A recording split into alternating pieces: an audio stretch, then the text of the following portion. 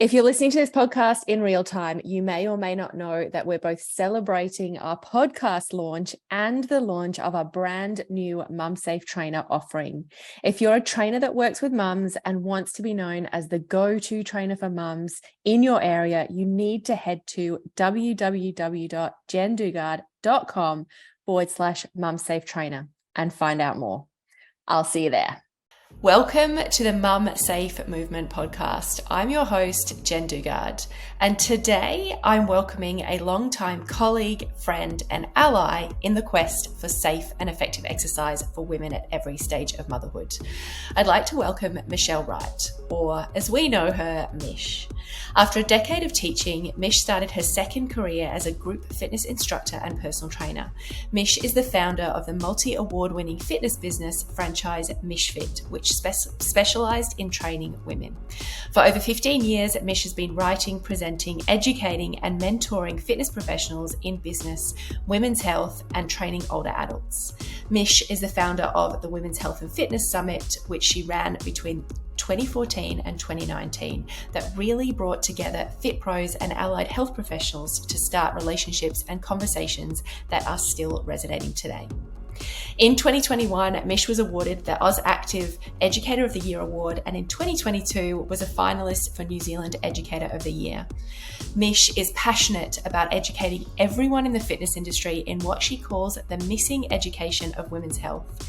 Mish has created EVEolution, an online program to help women navigate exercise no matter what their age or stage. Welcome, Mish. Mish, welcome to the Mum Safe Movement podcast. Hi, Jen. Great to be here. I'm going to start every podcast. This is technically episode 1, apart from the first 2 that I've done where people can get to know who I am. But we're going to start every podcast with a guest asking you to share with us a word in which you're showing up today. And it doesn't have to be a good word, as in it doesn't have to be all positive if that's not where you're at today. A win and something that you're working on.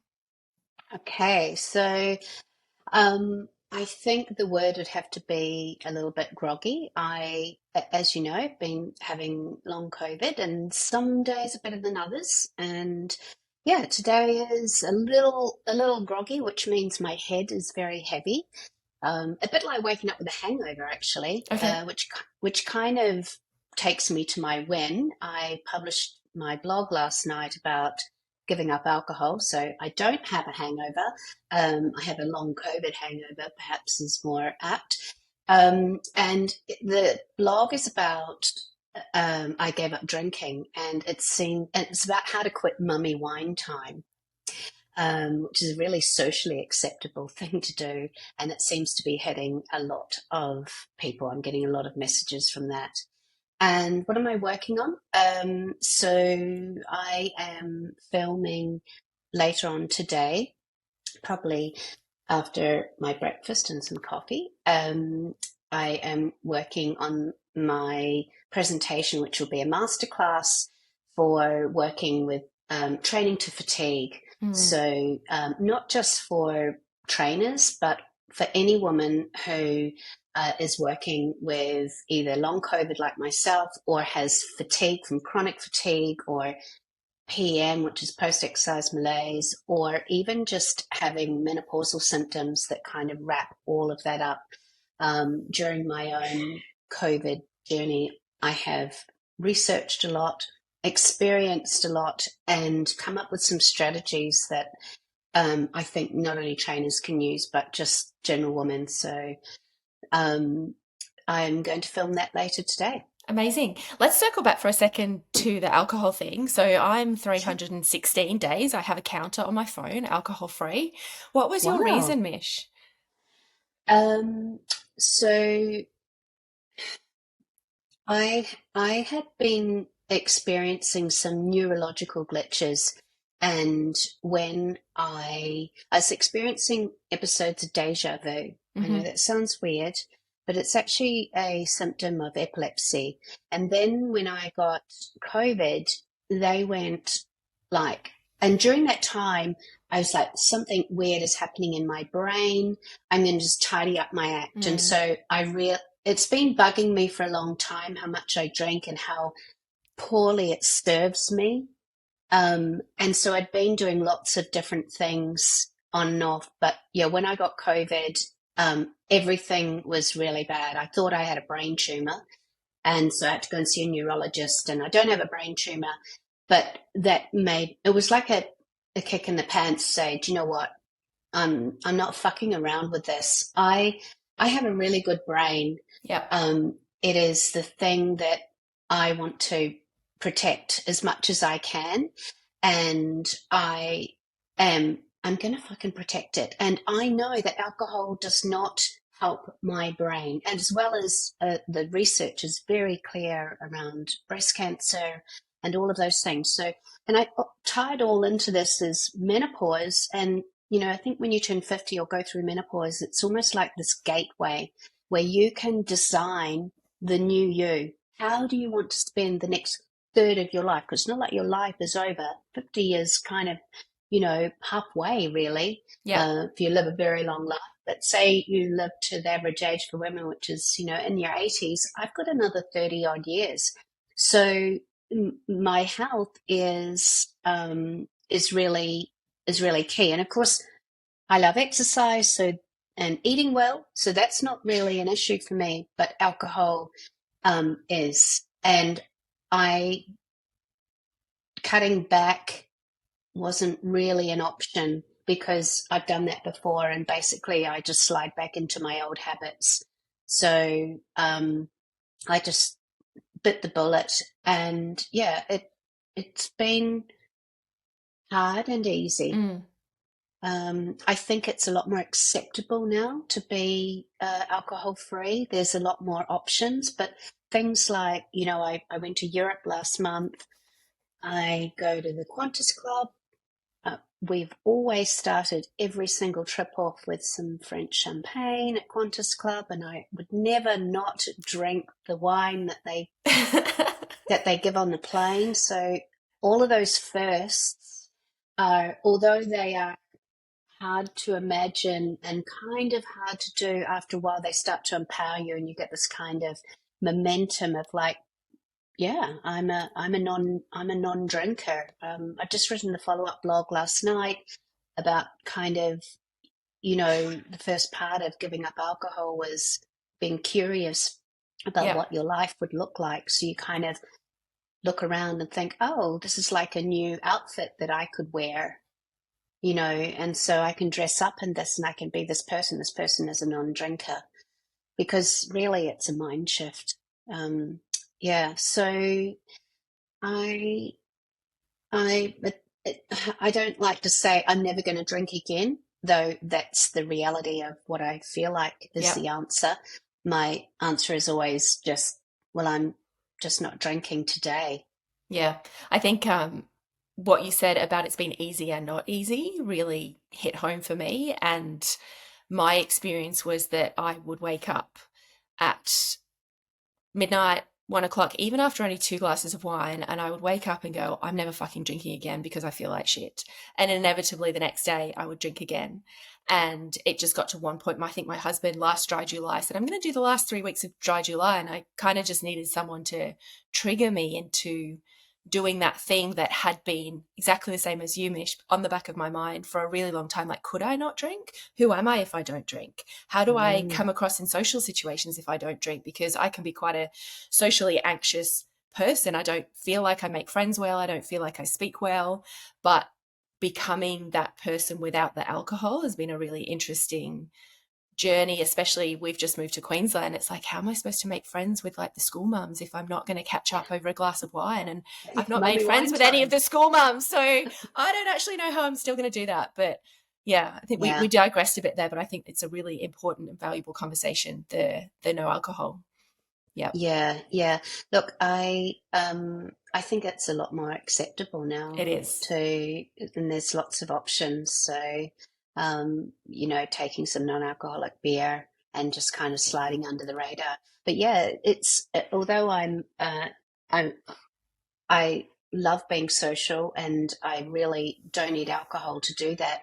I have a lot of relationships, especially even in the fitness industry, where it's all about presenting at a conference and going out drinking for a drink. afterwards. Yep. Yeah. And so I had that November last year, and it was easier because I think people now have been unwell to accept it.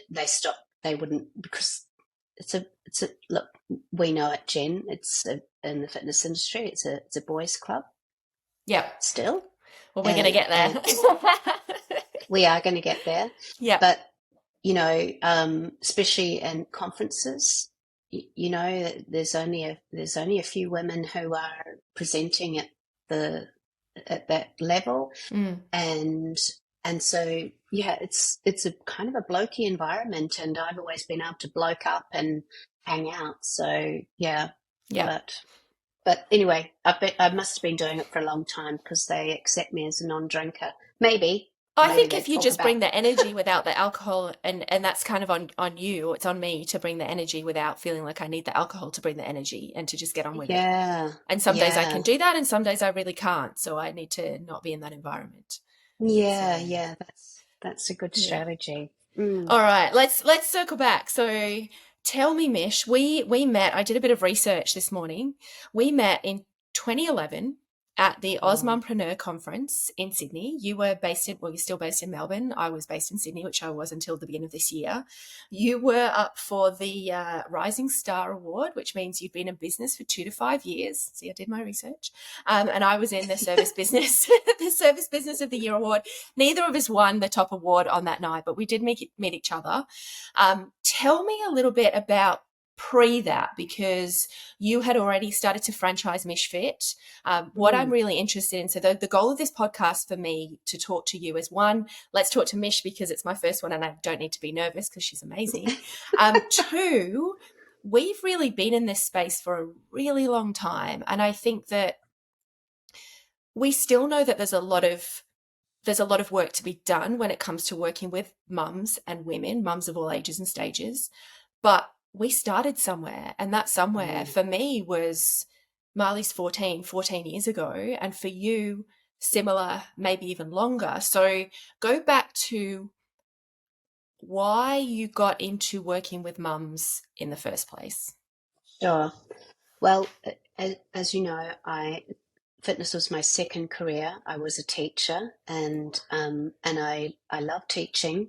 But when I moved to Australia, I had a very unfortunate situation, and I can say it in like 3 sentences to get it out of the way if people haven't heard my story. But I had my daughter Millie in London, and then I'm a Kiwi, but I didn't quite want to move back to New Zealand. So my husband and we had friends in Melbourne, so we decided we would move to Melbourne, and within a year we bought a house, renovated it.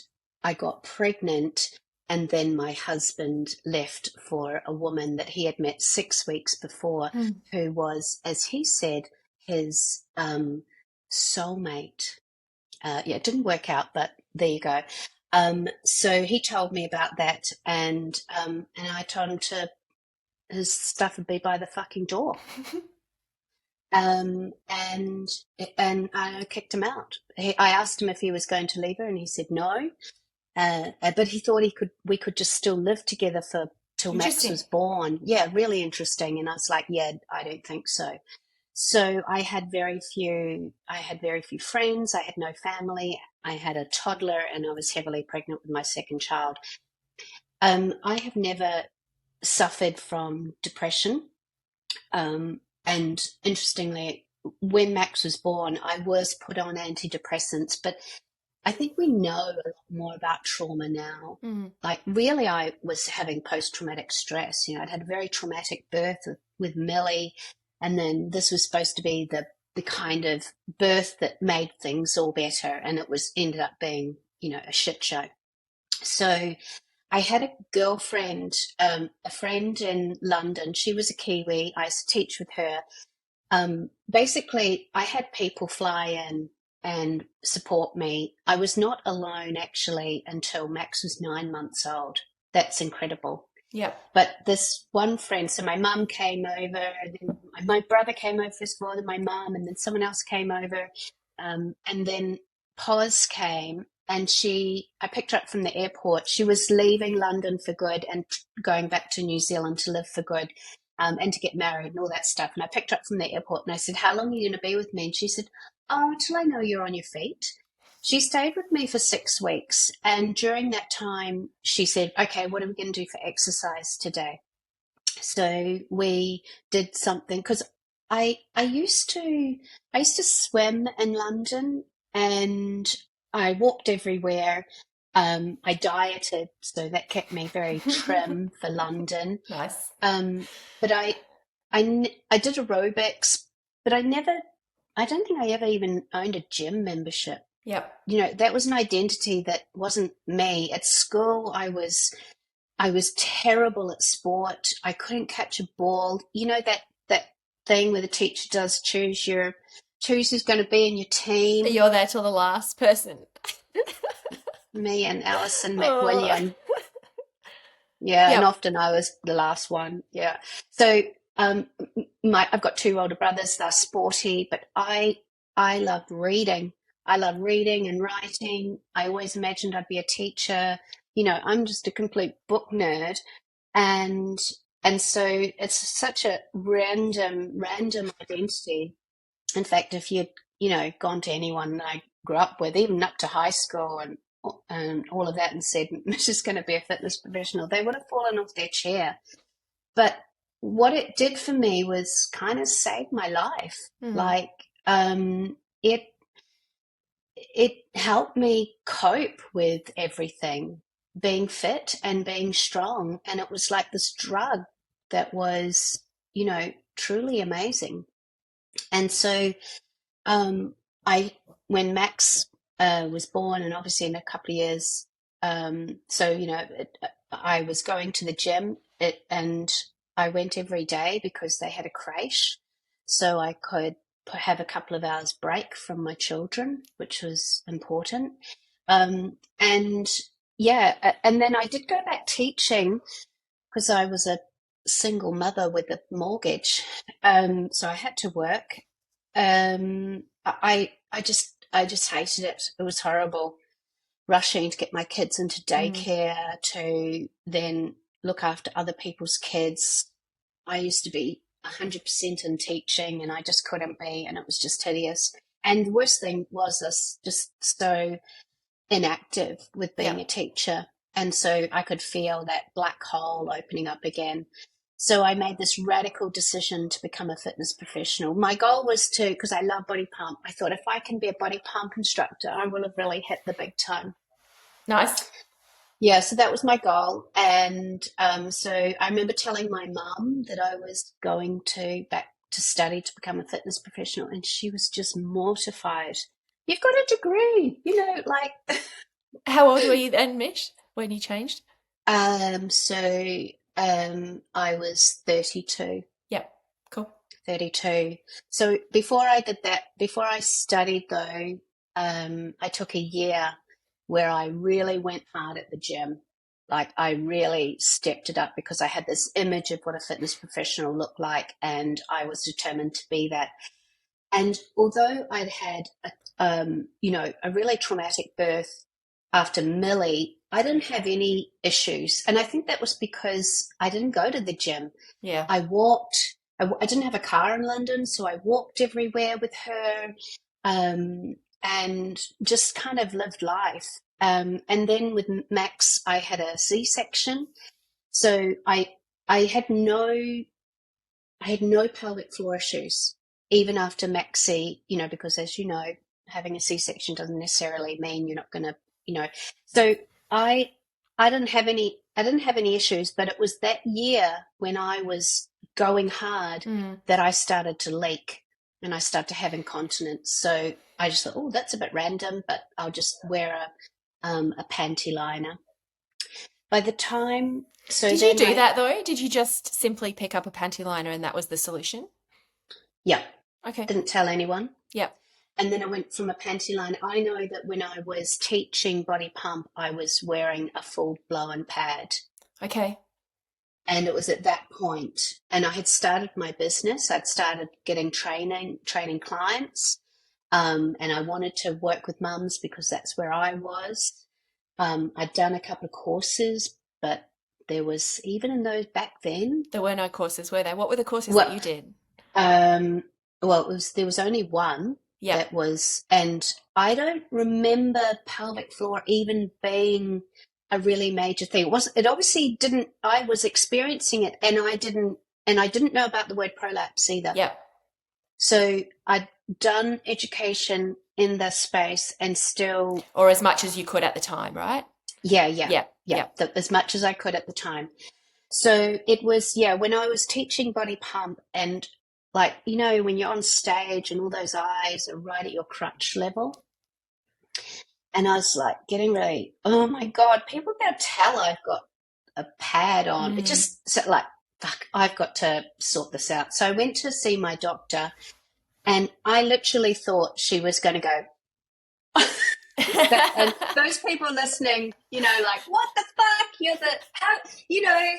You're the only person on this earth who is weighing themselves when they do exercise. And anyway, so she sent me off to a pelvic health physiotherapist, a women's health physiotherapist at the Royal Women's, which I didn't even know what it was. It was just a physio. I went along to the appointment. Anyway, she put her fingers up inside me, got me to squeeze, do all this, and I was busy saying I remember I even went in my gym gear because I was, my mishfit uniform. That's kind of how I lived every day. And I was telling her about what I was doing. And she just spat at me. It was the most terrible, terrible experience. She said to me, because she didn't have any idea about my backstory of why exercise was so important to me. And also, and I don't know if you get this, and certainly I got this a lot when I first started, is when I would go to things in my uniform, people assumed I had no brains. They assumed I was dumb because I was a fitness professional. And I found myself even saying at different times, I've got a degree in education. I can tell by what you're saying and how, that you think that I'm not intelligent because of my profession. So, there's all that. Anyway, she said I to think me, just on that, Mish, and I want to come back to your story, but I think that's really, it's something that I definitely forgotten, that for a long time there we had to justify the fact that we knew stuff as an exercise professional. And obviously there's stuff that we don't know, but I do remember the early days, like going in to see a pelvic health or connect with a women's or pelvic health physio and having to kind of come across as, look, I know I don't know as much as you, but I do know some stuff and let's work together. So yeah, I think when we think about where we've come from, and there's definitely still medical professionals and allied health professionals that still don't think that exercise professionals know enough to be working with this demographic, but I think it's really good to highlight the fact that we do. Yes, yeah. I think those people should be given a wide berth. They should take a long walk off a short plank. Or we could say to them, hey, how about we have a conversation about what we do know before we pass judgment on what we don't know. Yeah. Look, I think you're right, and I know we'll talk about it, but the Women's Health and Fitness Summit, I think, was a turning point in the history for allied health and fitness working together that has changed those conversations. Yeah. But my first experience with a pelvic health physiotherapist, or a women's health physiotherapist as they were called back then, was she said to me that and remember, she's got no idea about how important fitness is to me. She just viewed me in my uniform as, some kind of unintelligent being who is just rah-rah for the gym. She said, you have to stop doing what you're doing because otherwise you're going to have a prolapse and then you're going to have surgery to fix it. Oh, my God. And I was just like, what's a prolapse? I had no idea what that was. She didn't tell me what it was. But more what I heard was I was going to have surgery to fix it, which I'm a single mother, so I can't go to hospital. I can't do that. No lifting, no all those sort of things. So which is completely wrong anyway. Yeah. She was just scaring me. And and then it was just like, I can't stop what I'm doing. Mm-hmm. If I stop what I'm doing, I'm a mess. Like exercise keeps me sane, keeps me alive. It's so much more. Yeah. So yeah, I didn't know what a prolapse was, and so I went. She told me the basics, that my pelvic floor was weak and that I was leaking. So I went. I never forget this. I literally, with my house, where I used to live, I ran up the stairs, pulled out all my textbooks from my bookshelf, and opened it up to look Try and find prolapse. pelvic floor. Let's just start with pelvic floor. Yeah. And it wasn't even there. Yeah. And then it was just like, what the fuck? And this thing is happening to me. And exercise was the cause of it. Mm. Exercising inappropriately without understanding of my pelvic floor. And the option was, there was no other B option. I was not going to stop exercising. So I needed to find out everything. So I met my first other pelvic health physiotherapist, who was fantastic. And she used real-time ultrasound for me to see how to contract my pelvic floor. And so that was the start of my business, really, is that I partnered with her. So I would get mums in, but I would say, you need to do this basic care package where you go and have your, you have real-time ultrasound on your pelvic floor. Now, people listening to this will know that real-time, or maybe not. Yeah. Real-time ultrasound is not the be-all and end-all. It has some limitations, but asking someone to go get fingers up their vagina, especially after they've given birth, that's really can be hard to begin with. Yeah, it can be really, really hard, where this is a really soft, easy in. And then if there are issues, they're in the right place to ask them, and then they can go that extra step to have a much more, a better, accurate assessment with the digital. But yeah, working with her, so we had a relationship, and she helped me. She saw me as an equal, because I said to her, women aren't going to you, they're coming to me, because they want to take your words, get their body back. Yep. Right? They want to get their body back. They're coming to see me. It's not even, I'm a fitness professional. I didn't even know this existed. What year was this, Mish? Do you remember what year it was? Oh my God.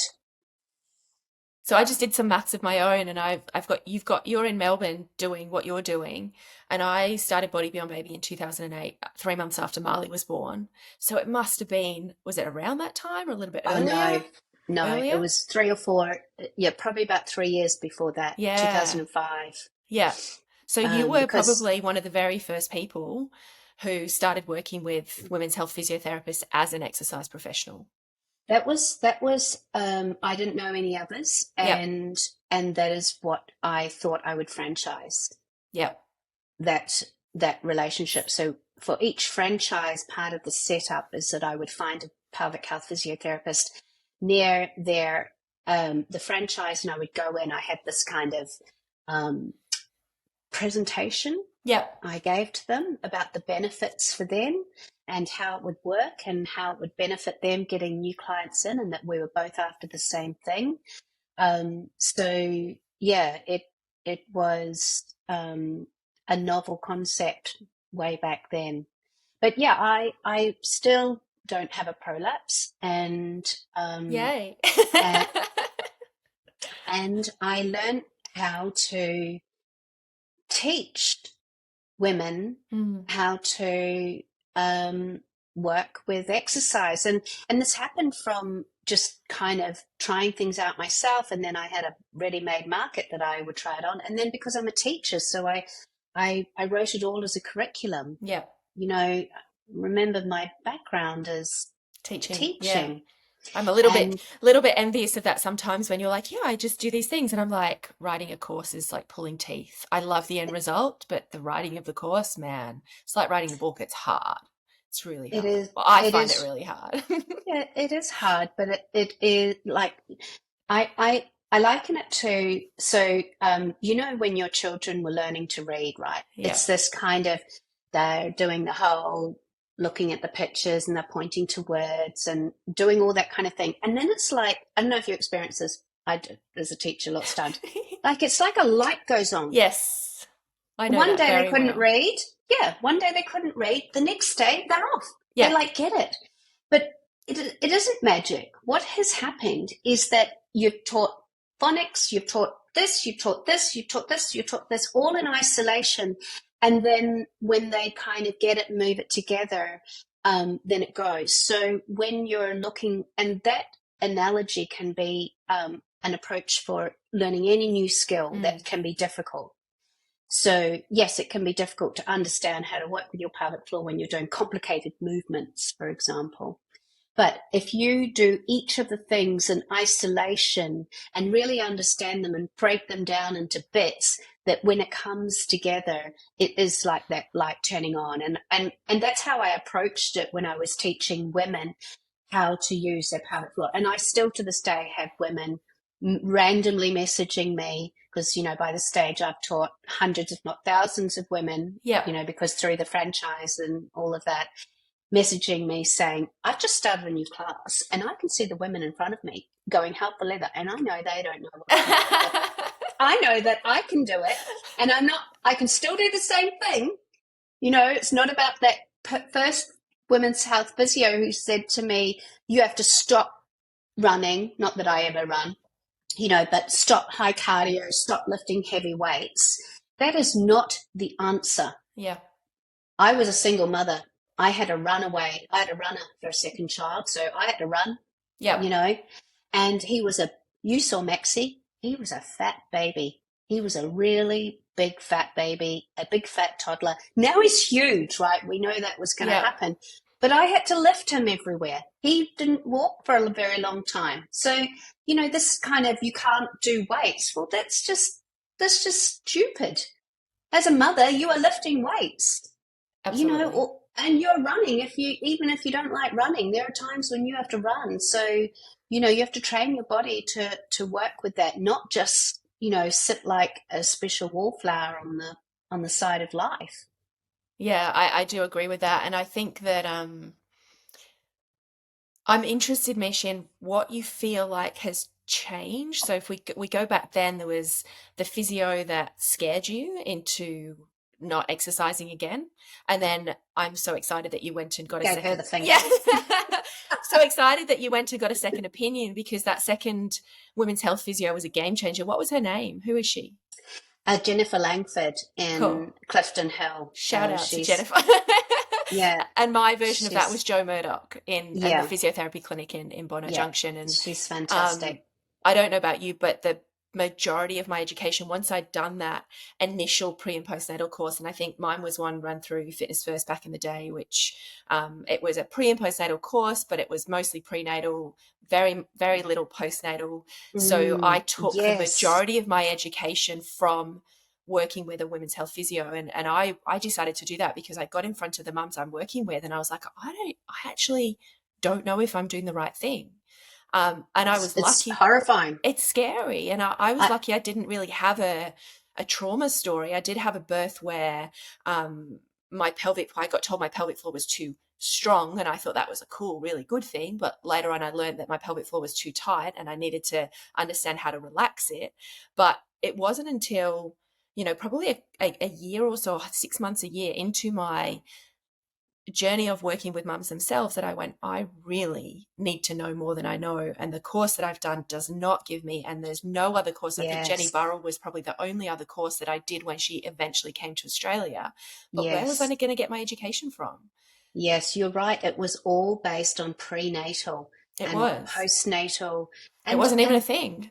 It wasn't a thing. And also, it still isn't in the greater, and you talk about this all the time. I just love your work, Jen. what you're doing is, just fantastic. Yeah, Thank you. shout out. Yeah. But, in the medical, they do the same thing. Like postnatal is 6 weeks. Mm. It's, it's something, it's the skills women need to learn for the rest of their life. And they're just missing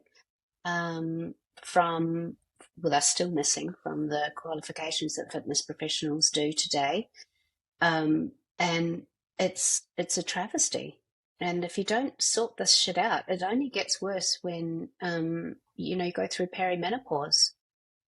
Yeah, so if we think back, I think you've kind of hit the nail on the head of where we want to go with this conversation anyway. But if we think back to your first experience with a women's health physio that scared you, do you think that that's still happening?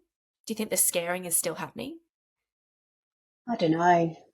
I have been criticized, but I've done a lot of writing of like, if you see a pelvic health physiotherapist and they tell you to stop doing exercise, then you need to find another pelvic health physiotherapist. And I feel quite strongly about that.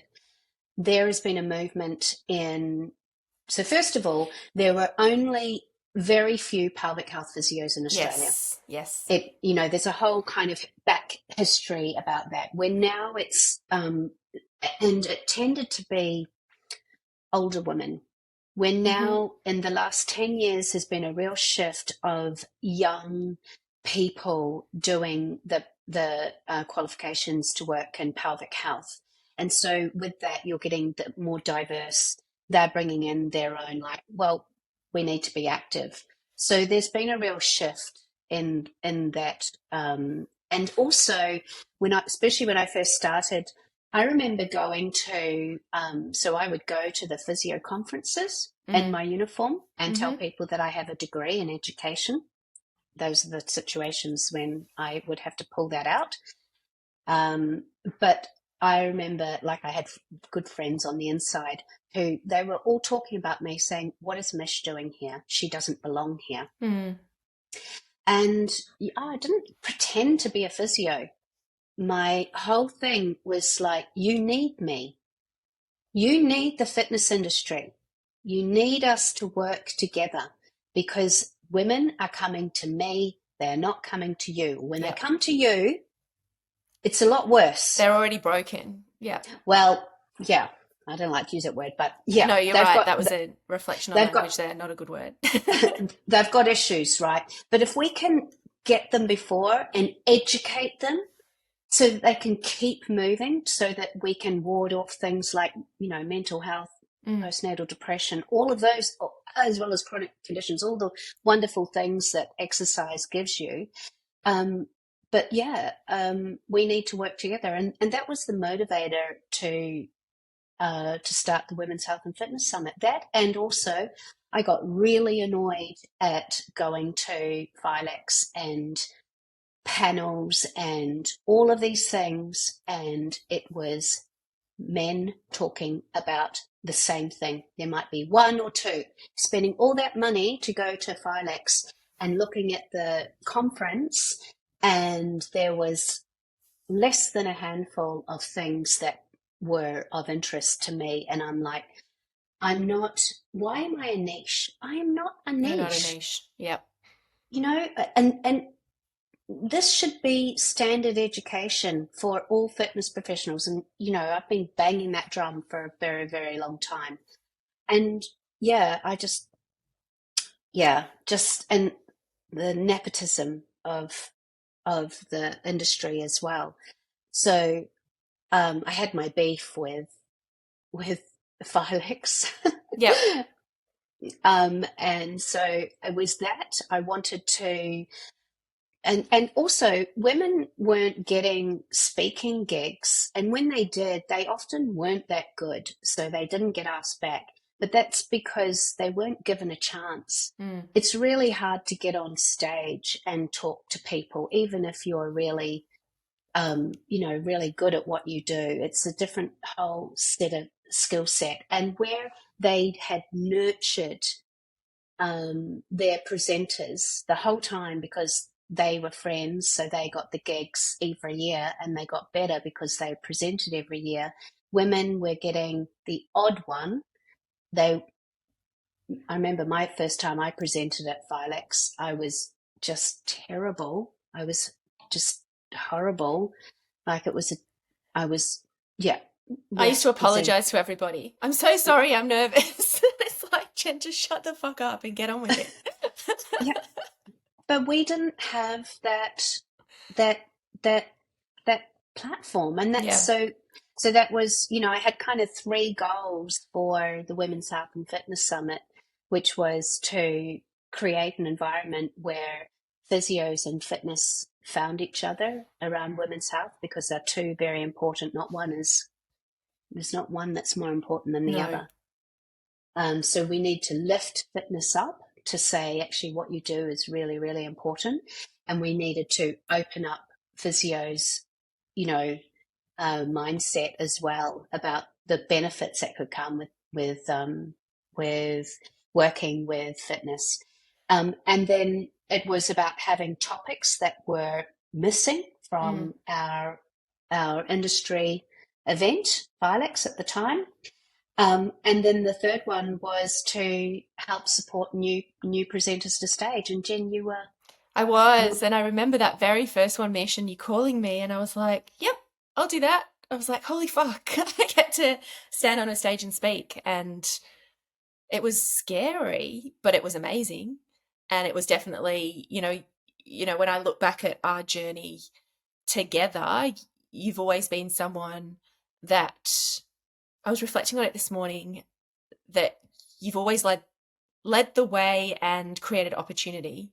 Although I did reflect on, so I remember, and I'm going to digress a little bit from what you were saying, but we'll look back to it.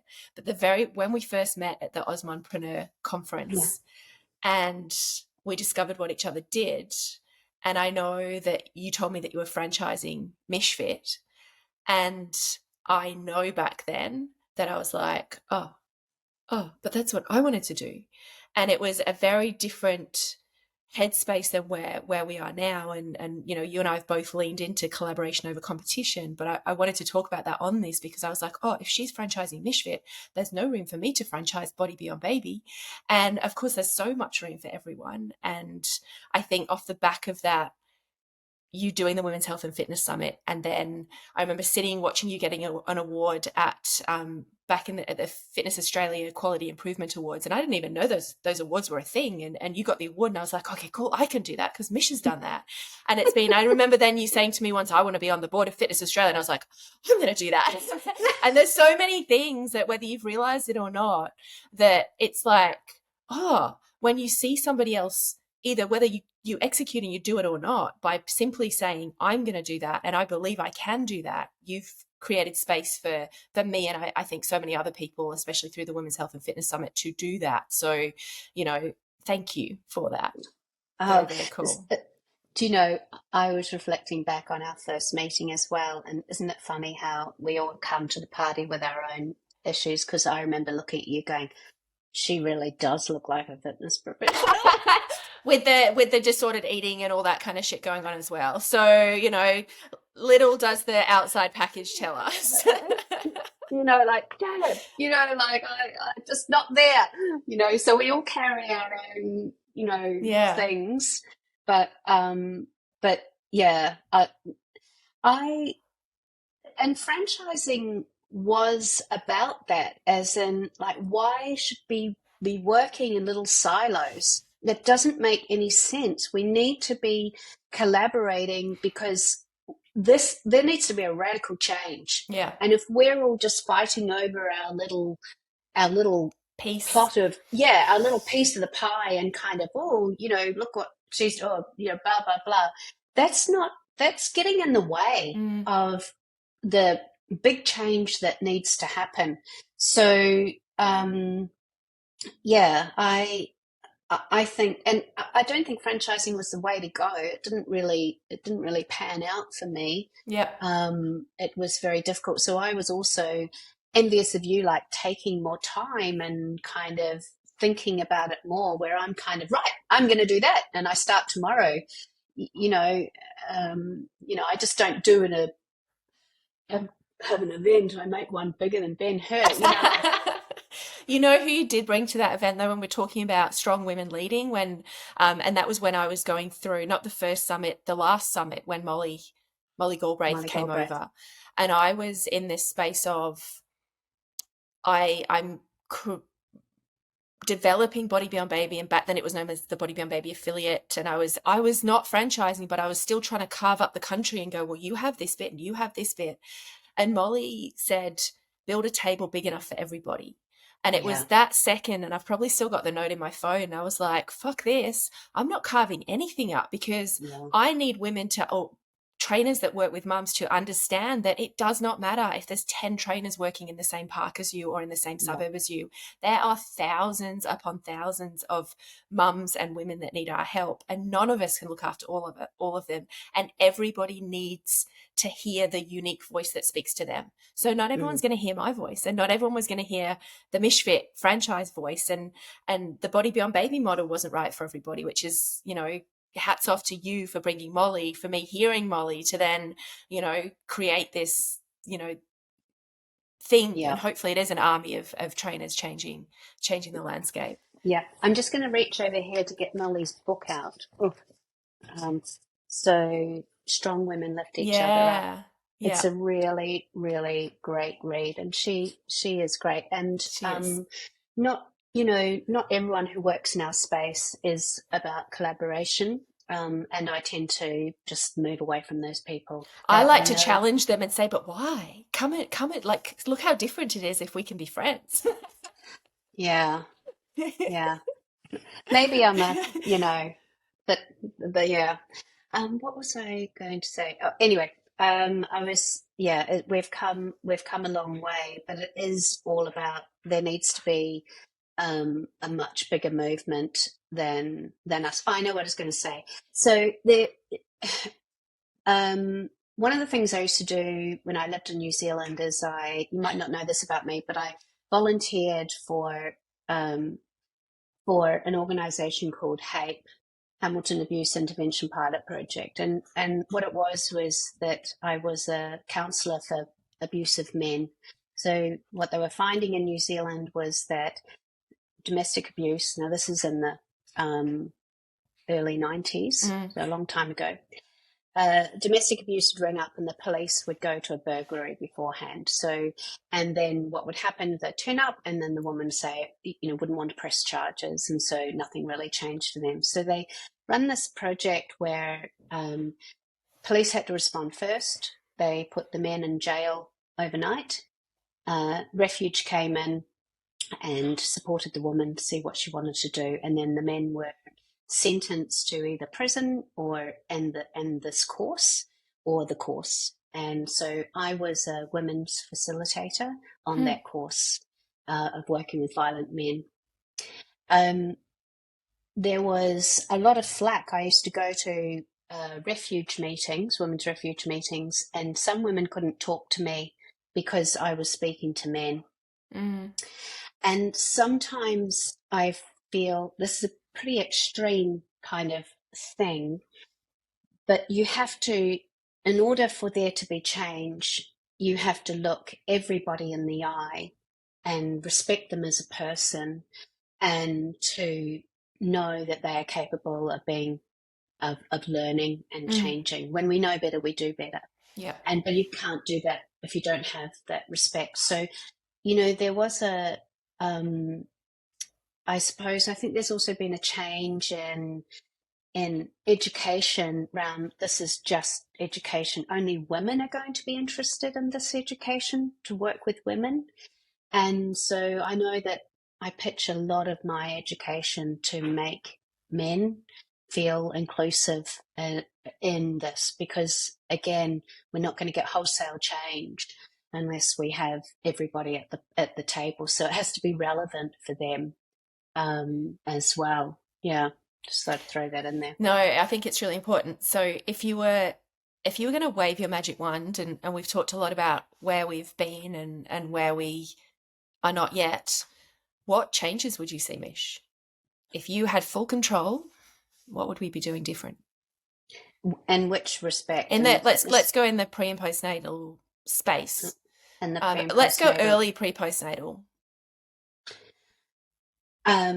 So I would have that every fitness professional understands what that means. Yep. They have a baseline, and it's not extraordinary. It's incredibly ordinary that women are not trained like small men. And yeah, I think I might think of something even more jaw-dropping later, but I do think that's the nexus of it all, is that I wish everybody knew that the education that fitness professionals receive is based on the research of young, fit men. Mm-hmm. When you understand that, it's like I've seen so many people go, oh, that's why I've gone to do the things that I'm supposed to be doing, and it hasn't felt right for me. And I haven't. I've been a square peg in a round hole, and I'm made to feel to blame, because I think that's what happens. Women get injured, and they're made to feel that they're to blame, when actually there's a systemic issue around the education of fitness professionals. Who do you think the key players are to change that, Mish? It's so tricky, because I was on the board to review the qualifications. Are you on that now? I'm not, but I'm like, fuck, man, we cannot wait another 3 to 5 years for this to be done again, for change to happen. Yeah, well, I tell you what, it's really hard. It's like a huge juggernaut. I managed to get some changes in, and if anyone's going to get changes in, it's me, because I'm like, I know, a bossy bitch who will stand on my soapbox and bang my fucking drum. And yeah, the reality is that it will be a long time. It's changed. So for those people with a background, every, I don't know, 3 to 5 years, different certificates, the government mandates that they are reviewed and updated, but they are such cumbersome pieces of work and documentation and stuff, that it is really difficult. Because you make one change, say you mandate that every fitness professional has to do an elective with pre-postnatal, that throws all the gyms across the country into a tizzy, because then who has to pay for that? Do you know, like, you think one small change, but it has this ripple effect for good and for bad. And so change is difficult. Not that I'm saying it shouldn't be done. I certainly got changes with language, and I made sure that whenever there was the updated with stuff that's in there now, whenever you have a diagram, it was normally a male body, that there would have to be a female body next to it, and any changes, on that diagram model. Yep. And the language was very gendered, and so I helped change the language, but huge systemic change, I couldn't get it done. So okay, we're taking bits of the pie, but really, what's going to drive it is the market. Like with any sort of thing, if fitness is no different to energy or finance or any other market. When the market demands it, then the industry responds. So if you've got women who are rocking up saying, I just had a baby, where are your qualifications to working with me? We'll start to see change. If women are going through perimenopause, and this is where it's so tricky, because they might just think that they are really, life is busy because it coincides and it's like a bowl of spaghetti. What is menopause, and what is just work and life fatigue and whatever else is going on? But certainly, if you're in perimenopause as well, going to that fitness professional saying, what qualifications have you got to work with me? Because there are times when women can train like young fit men, for sure. But that's not Not you know, forever. as well. And also it's not in the cycle, like we can even take it to the period, the menstrual cycle. There are times in that menstrual cycle when you can kick ass and train like you are a young, fit man. And there are other times within that cycle alone, it's not advisable. It's not that time. So that's just your menstrual cycle. And then you've got your cycle of your reproduction years as well. Pregnancy, postnatal, pregnancy, postnatal, pregnancy, postnatal, perimenopause, menopause, postmenopause. So yeah, I think if the market were to demand it more, women got on their big girls' knickers and said, can you show me your qualification? And not something from 1990 with 20, when were we doing those ones that were really terrible? A long time ago. I should be updated, fairly regularly. There's just been changes, just recently, etc., etc. Yeah. I think when I think about the purpose of this podcast, and it is, we speak to mums and trainers that work with mums, and I really love that we've just put the empowerment and the case for change back into the hands of the very people that we're talking to, in that if you're a personal trainer listening and you're working with mums, the education that you're putting out there on your social media following, whether you've got 200 followers, 2,000 followers, 20,000 followers, if you're educating the marketplace on being able to ask for more support, you're empowering mums themselves to come full circle and either work with you or at least go to their gym environment and demand the care and the support and the education of the trainers that they're trusting their bodies with.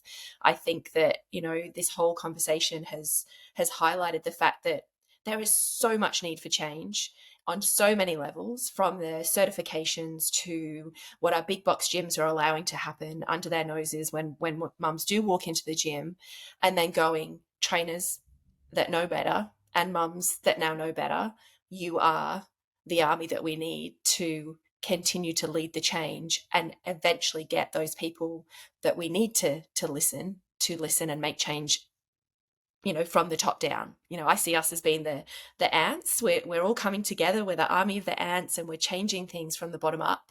And eventually those people, or little parts of people, will start to listen, and we'll create change from the top down as well as the bottom up. Yeah. And with that, like I was saying before about changes, if you're a personal trainer and you've been training women without any qualifications specifically to that, then you might be feeling right now shame that you're doing something wrong.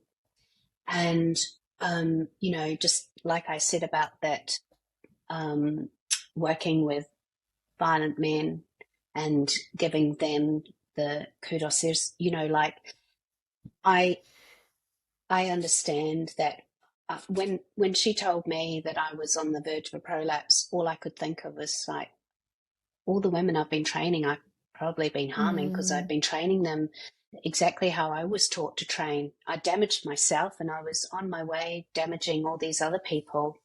So there's a lot of shame that whether you share it or not, that like you can feel guilty, and so it can be very easy to put it aside and go, oh yeah, I don't work with women, or what I'm doing is okay. And so I respectfully look you in the eye and see you as a person, and know that doing things differently when you've done things the same way for a long time can be really, really hard. But the benefits are there. So, it can be hard to do things differently. I do agree with that. I think I always like to come back to the phrase, you don't know what you don't know. And yeah, it's no one's fault that you don't know. You just simply didn't know until maybe today, or you've been thinking about this for a while and it's like, oh, now this is a kick up your bum to go do something different. Yeah, and when we know better, there's no judgment on our part. Exactly. When we know better, we do better. Absolutely. So, I mean, I'm always learning. Yeah. you I think know. that's the more that you know, the more you don't know, and eventually you let yourself off the hook for all the things that you don't know because you're just like, fuck it, I cannot know everything. And again, that's where we lean on our women's health and pelvic health physio partners, especially in Yeah, this space, because we don't know everything. We don't need to know everything. We need to have really great two-way relationships with our women's health physio partners so that we can give our mum clients the best possible care. And it's yeah, almost a relief when you go, okay, this is what I know, and if I don't know the rest, I'll go find it. I don't need to know it all. Yeah, yeah, yeah. absolutely, absolutely. Mish, to start to wrap us up, what would you say to a mum that is listening, that is experiencing anything that is I'm going to say the word normal or not normal for where she was prior to having babies? Uh, just go to the doctor, get a referral. If money is an issue, there are options with through the GP, through the care plan, but you'll need to take the initiative to ask for, because the doctor might not know, your doctor might not know the difference between a physio and a pelvic health Mm-hmm. physiotherapist. And, so not everyone at the moment can afford to, and I see that, I saw that again. I don't think it has changed at all, is that women often put their needs below their children's. Yep. They will make sure that their children has everything, and they'll get around to their own needs. Whatever is going on, it's much easier to work on it at those beginning stages when something feels a bit funky. It can be much more a harder journey later on, or by ignoring it, and you're worth it. Mm. Your babies will grow up and leave home like mine, and then but what you will have is the body that you have got to keep going to, hopefully in your 80s. So, you know, you're doing great things by exercising, but if there's other shit going on, you know, give yourself the gift of working it out. Yeah, I love that. And to the trainers that are working with the mums, what would you say to them? Get on board with Jen, with Mum's Safe. She hasn't paid me to say I that, did not. or asked me to say that. But one of the reasons I just love what Jen has created is it is it's just making space for everyone. And it's a movement. I'm just so proud of you, Jen, of what you've done. Yeah, it's fantastic. So, but definitely, if that's not where you want to be, then the obvious choice is to start with one of my courses. Cool, which leads me to I one, was, where can people find you? And two, the opportunity to gift something to anyone listening that wants to find out more about the way that you work or sample some of your goodness. yeah, sure. So my website's very easy to find. It's mishwright.com. So that's pretty easy. And on there, I have all my education that I have available. I have a lot of courses with fitness education online. Mm-hmm. All the ones that have CCs are found there. But on my own website, I have a number of masterclasses that don't have CCs, but that I like to call them a quick deep dive. They're about an hour, and they're a bit of fun, and they tackle a topic, whether it be periods, menopause. The one I'm going to record later today, I've been working on, is training to fatigue. So how to work with, and this is not just for trainers, but for women working who experience fatigue for whatever reason. And then I have my signature course, which is EVEolution, which is a course for women. Now, fitness professionals can buy it and use it. It doesn't have CCs, and that's because it is a program that I've created for so when I was training women, I needed them to know information. Yeah. But when those women turned up to train with me, they were not in the headspace to learn. So I wish I had this course that I could give them to use to learn, so they could bring back the information and we could work on it together. So it is that learning to read, of how to drive your body. And sometimes that's really difficult to teach or to learn in the fitness environment because there's so much going on, especially with young kids. So I haven't told you about this, Jen, but EVEolution is going to be launched next month. Fantastic. As 3 different courses. So at the moment you can buy it as the full one. The full one means that it has the 3 foundation topics, something that all women need to know. Yep. And then the final 3 are periods, pregnancy, postnatal, and menopause. So there's been feedback that, I'm menopausal. I don't want you don't need it all at once, or you don't need everything. Yeah. Yeah. Or I've never had children, but I don't want children. Menopause is way. So it's going to be EVEolution Light.